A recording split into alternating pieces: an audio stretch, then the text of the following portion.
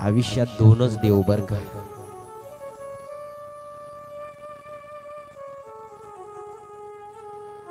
तुम्ही जिवंत देव जर आयुष्यात कधी बघितला नसेल ना, आज तुम्हाला या धर्म मंडपात जिवंत देव मी दाखवून देतो.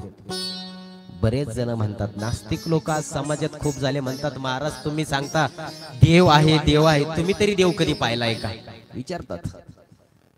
देव आहे हृदय मंदिरी शोधून पाहे. अरे बरेच लोक मला विचारतात, महाराज तुम्ही सांगता देव देव करा, पण तुम्ही कधी देव पाहिलाय का?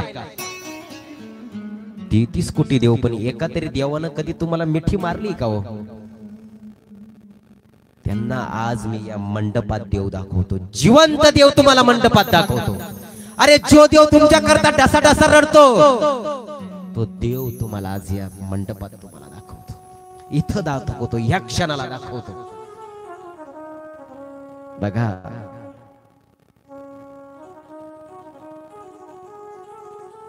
मी जेव्हा या महाराष्ट्रातल्या तरुणांना महाराज विचारतो ना, अरे देव बघितलास का देव? आमचे तरुण म्हणतात, हो महाराज बघितला. 5 गुरुवार पायी पायी शिर्डीला गेलो, अन्नाचा एक थेंब सुद्धा खाल्ला नाही, पाहिला नाही, शिर्डीला देव पाहिला. माझ्या बहिणींना जेव्हा मी विचारतो, दिद्यांना देव पाहिला का?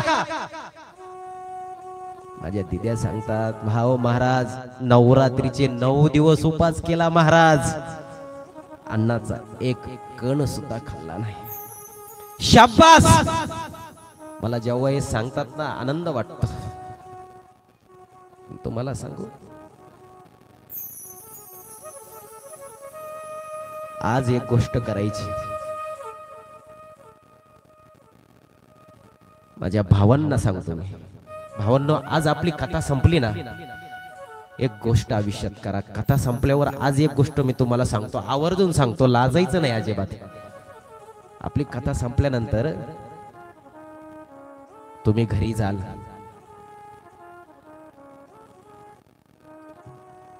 झोपी जाल, अंगावरती रग पांघरून झोपाल. थंडीचे दिवस आहे.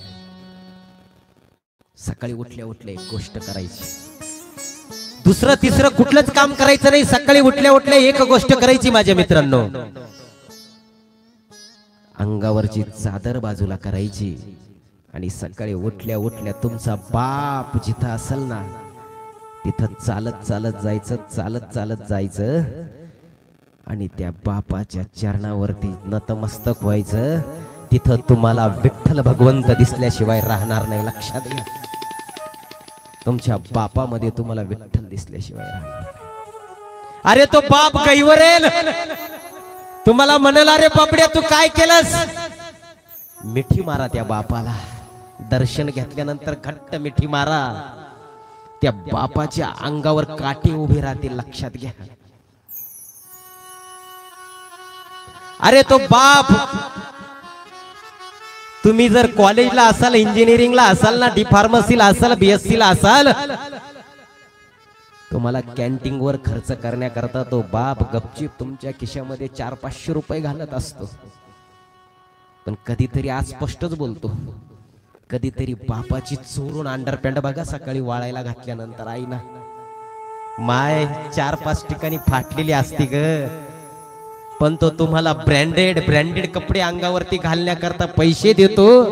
तुमच्या अंगावरती ब्रँडेड 1000-1000, 2,000 रुपयाची जीन्सची पॅन्ट करता तुम्हाला पैसे देतो, ब्रँडेड कपडे घालतो. पण त्या बापाची 5 ठिकाणी अंडरपॅन्ट फाटलेली असते. घेऊ शकत असतो तो, पण घेत नाही. घेऊ शकत असतो तो. अरे दिवाळीला जर तुम्ही घरी आलात ना माझ्या बहिणींनो, तो बाप काय म्हणतो माहितीये का? अगं ऐकलंस का, आपली दीदी हॉस्टेलहून घरी येणार आहे, आपला मुलगा इंजिनिअरिंगला घरी येणार आहे. तू एक काम कर, आदल्या दिवशीच तिला सांगतो, एक काम कर, तू होलसेल मधून 200-300 रुपयाची साडी घे, मी पण 200-300 रुपयाची कपडे घेतो.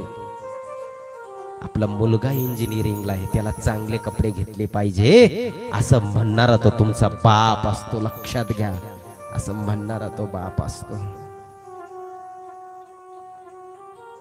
बापाच्या चरणाला स्पर्श केल्यानंतर दुसरं काम करायचं.